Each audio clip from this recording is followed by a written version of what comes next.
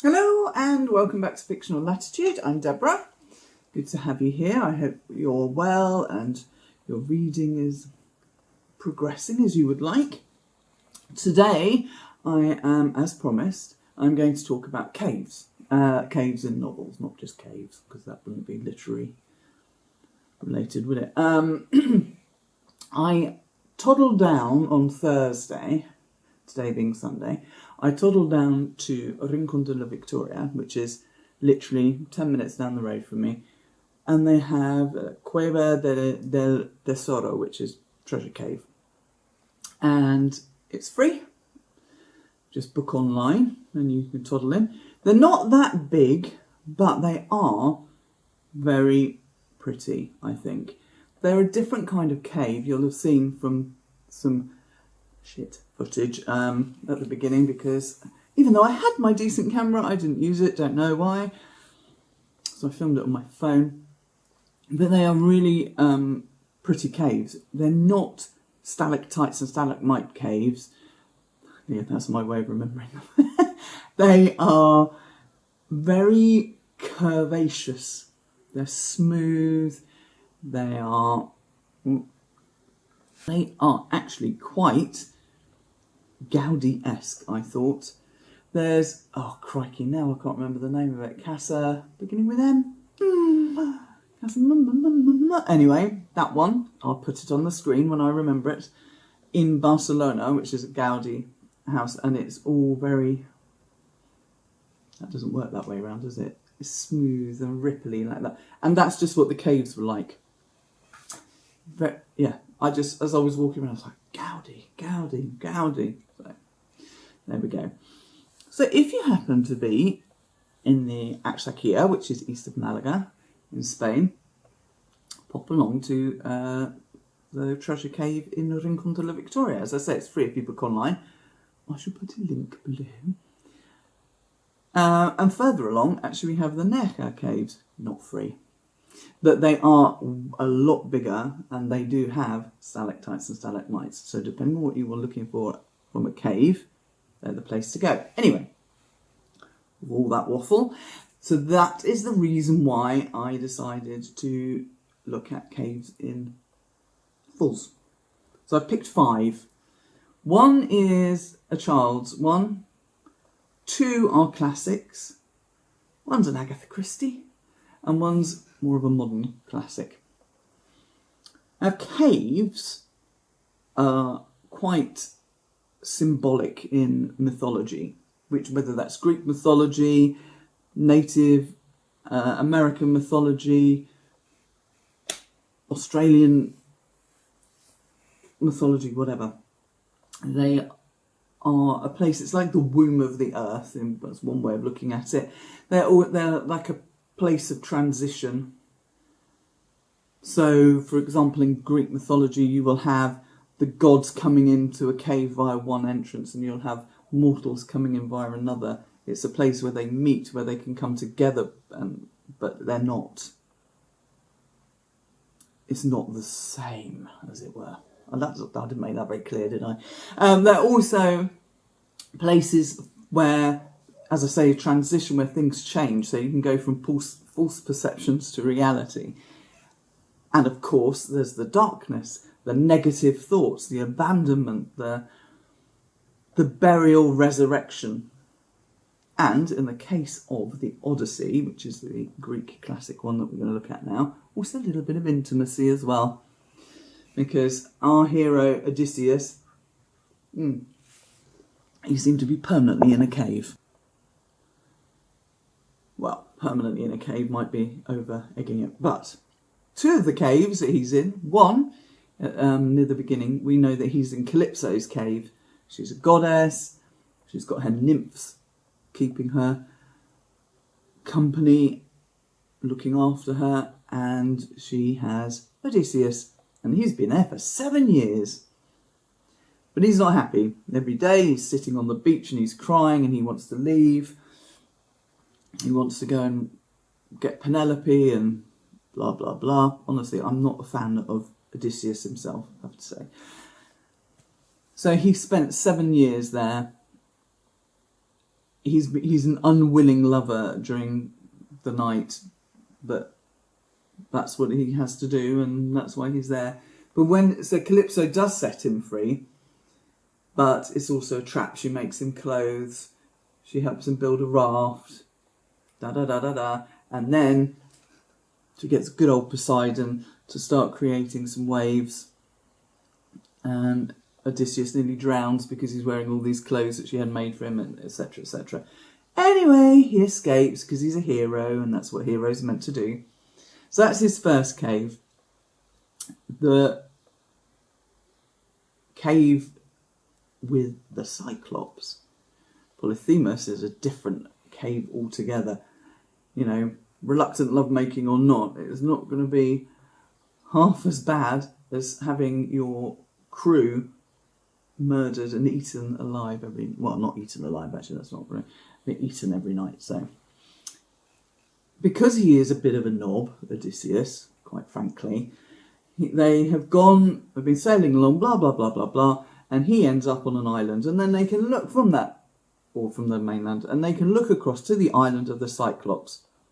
This is because of more than one. There's a race of these giant creatures with one eye.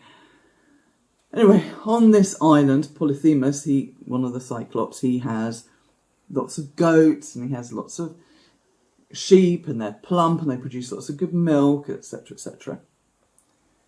So Odysseus, being Odysseus, he wants to go over there and have a look.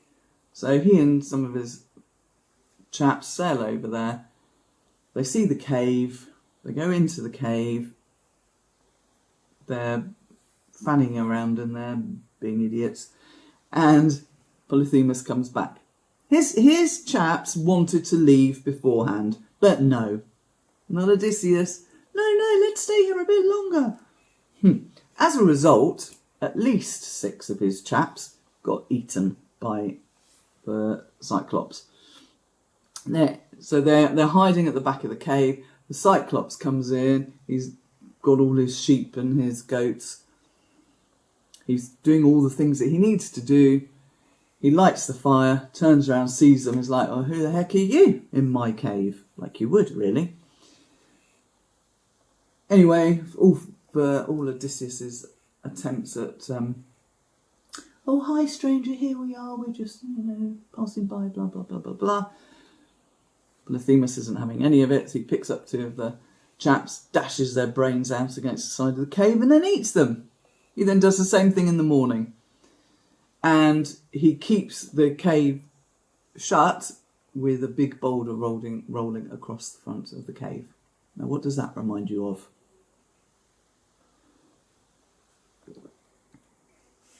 Well, I'll leave it to you. Eventually, Odysseus works it out. This is how I'm going to escape. This is how I'm going to get our men out without any more of them being eaten. They stab the Cyclops in the eye, having got him drunk on some very good wine that they brought with him. Bit of luck. And, yeah, they stab him in the eye, and then they tie themselves to the underside of the sheep and get out that way, because the Cyclops obviously can't see, but he hears the animals going by, he's patting them on the back, and they're tied underneath. Anyway, so out they get. They leg it down to the ship, taking some sheep and goat with them as they go. And then, because Odysseus, as I said, is a bit of an idiot, he starts going, we got away. At which point, the Cyclops hurls a boulder at them, which nearly beaches the ship. Anyway, so it's actually quite a good story, as long as you don't get too annoyed, like I do with Odysseus. So you get 2 caves for the price of 1. The next one is the children's book, and it's the Weirdstone of Brisingamen. Now, when I was doing some research for which books have got caves in there, because obviously I could think of some, but then I was thinking, what else? I had completely forgotten that I read this book as a child. But as soon as I saw the name, I was like, oh my God, it's the one with the knights in the cave asleep. And I loved that book. So it's strange, considering, it's got witches and sorcerers and dwarfs and all that sort of thing, that I actually do not like fantasy as a genre. You know, don't J.R.R. Tolkien, I don't want to go anywhere near that, thank you very much. I find it really, I just can't get my head into that. But as a child, I really liked the Weirdstone of Brisingamen. So Colin and Susan, who it turns out are twins, but I don't think we actually know that in that book, they're staying with parents' friends. Their parents have gone off doing whatever parents do in the 1950s, and near Alderley Edge in Cheshire. And she has got a bracelet which has got a stone in it, and this is the Weirdstone, which is also known as, oh, I'm going to get it wrong now, aren't I? Firefrost? Something like that. So the story starts with the history of the Weirdstone. So there are some pure-hearted knights who, and their horses, who are kept in a cave. They've had a magic spell put over them so that they don't age, and they are there ready to be brought back to life for the battle between good and evil. And they're in old dwarf caves. I think that, yeah. Is it Firefrost? Yeah, I think it is. So they can then be brought up, and the evil is Nastrond. I can't remember what that means. Now there's a good witch, Cadolin. Not witch, wizard. And there are some bad witches who are led by Selena Place. So as I say, it all starts by talking off about the history and how there'd been this battle between the two sides, the good and the evil, blah, blah, blah. They've been put in there. Anyway, eventually, Susan figures out that the stone that she has in her bracelet is more than just a stone. So she tells Cadolin, because they figured out that he's a good wizard. I can't really remember how that happened, but they did. And there's a whole heap of stuff that happens. She loses it, then she gets it back. Then they end up in this sort of labyrinth of caverns underground where they're lost and frightened and it all looks like it's going wrong. Then some dwarfs find them and rescue them.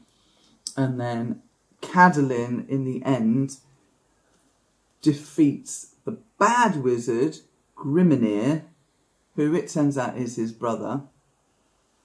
Do you know what? It makes me think of Star Wars, like Darth Vader, never mind. And yes, and good. Evil overcomes... No.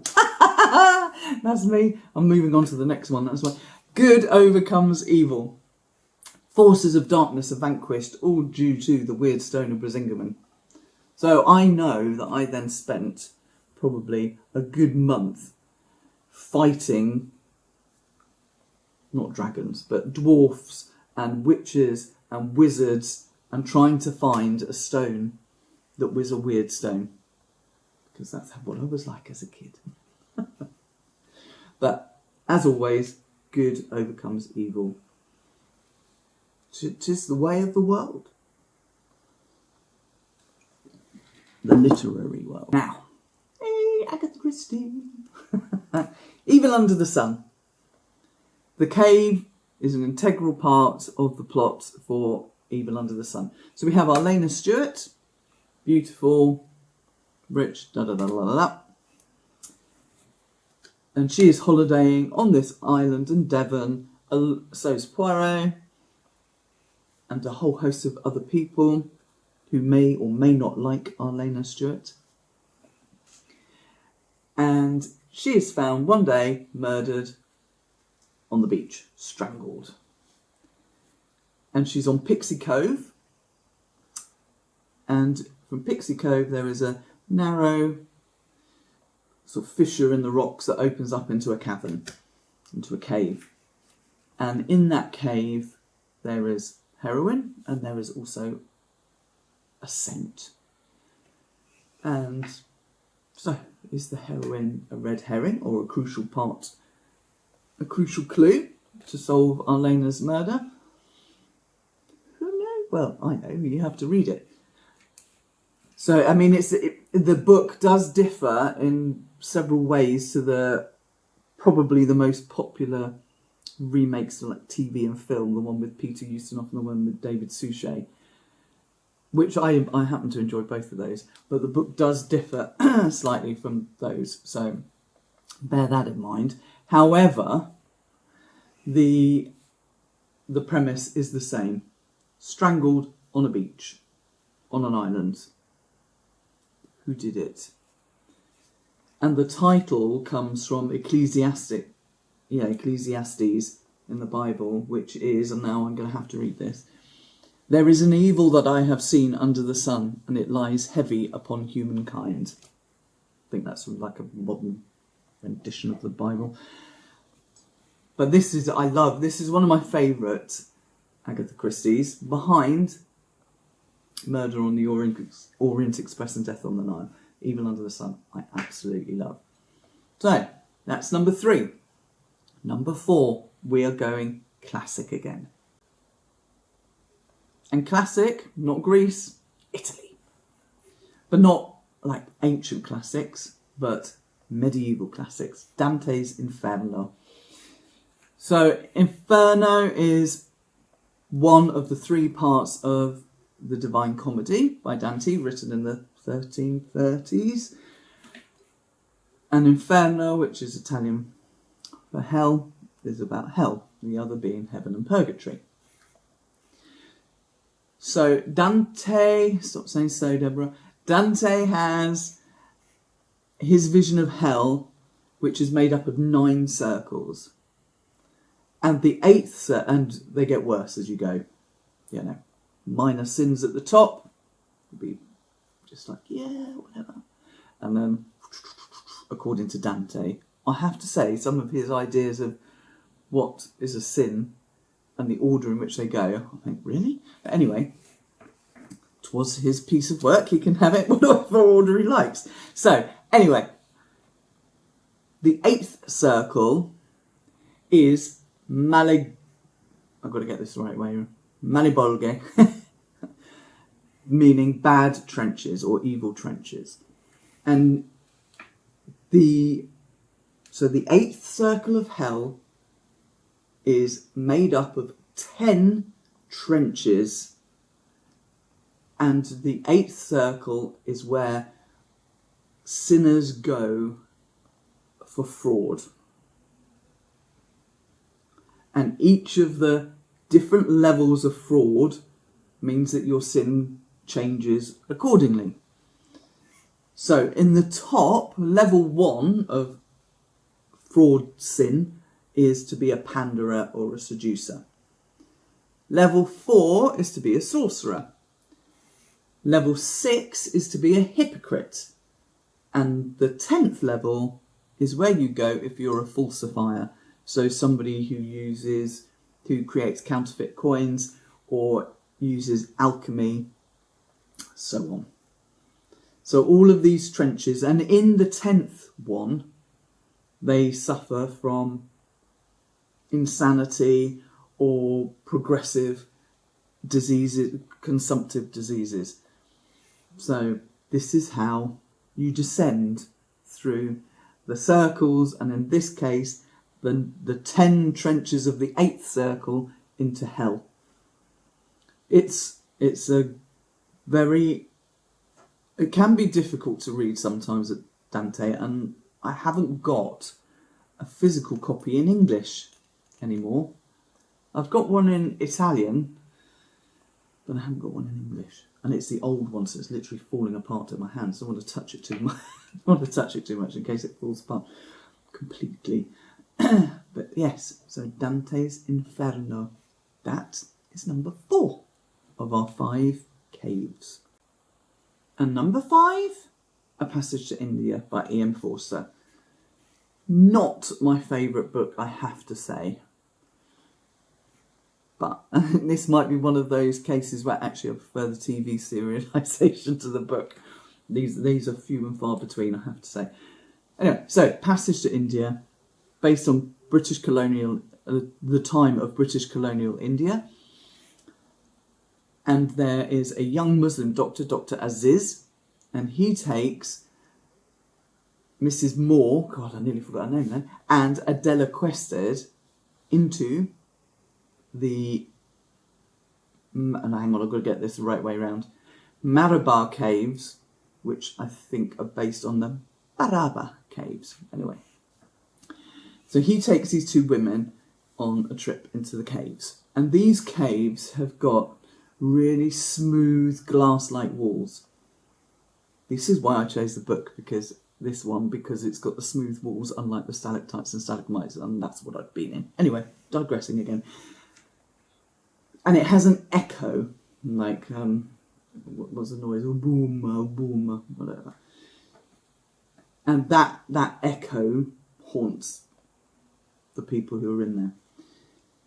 So Miss Quested becomes confused, discombobulated maybe, that's a nice word, isn't it, by this echo, and something happens to her, something bad, not something good. Nothing good ever happens in a cave, does it?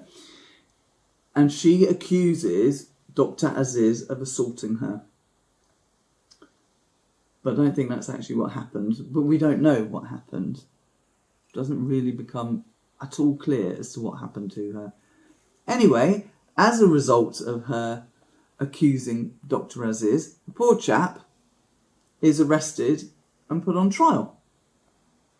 And needless to say, because Miss Quested is white and he is Muslim, he does not come off well. And the typical prejudices of the colonial system come to the fore. So that it's a sad indictment on British colonial history. And the weird thing is, of course, is that those who say, oh yes, for the colonial it wasn't all bad, etc., etc., we brought them justice, we brought them this system, we gave them education, we put in transport, we gave them an infrastructure, etc. These things are all well and good, but they don't work very well if you don't remove the prejudice from it, which then makes me automatically think of To Kill a Mockingbird, which doesn't have a cave in it, clearly, but I'm just going along the law, prejudice and law line. Anyway, so they're my 5 books, or 5 stories, which include caves, and I hope that might have inspired you to have a look at 1 or 2 of them. And if you've got children, see if you can find, I don't know whether it's still in print actually, the Weirdstone of Brisingamen. That might start them off on the fantasy road, or they might be like me and it puts them off forever, even though they enjoyed the book. Weird. So that's it, and I will be back because we're now on the 20-something or the other, 6th, maybe, 26th of May when I'm filming this. So the next video will be my wrap-up of the books that I have read in May. And I just started another one last night, which I'm like, I held out more hope for it, but I don't like the writing style. But I'm going to try and plough through the writing style. It's not that it's convoluted or anything, it's quite the opposite. It's so simple, I'm like, really? But anyway, as I say, I shall keep going, and I won't tell you what it is because that will spoil it, won't it? Okay, take care, happy reading, bye!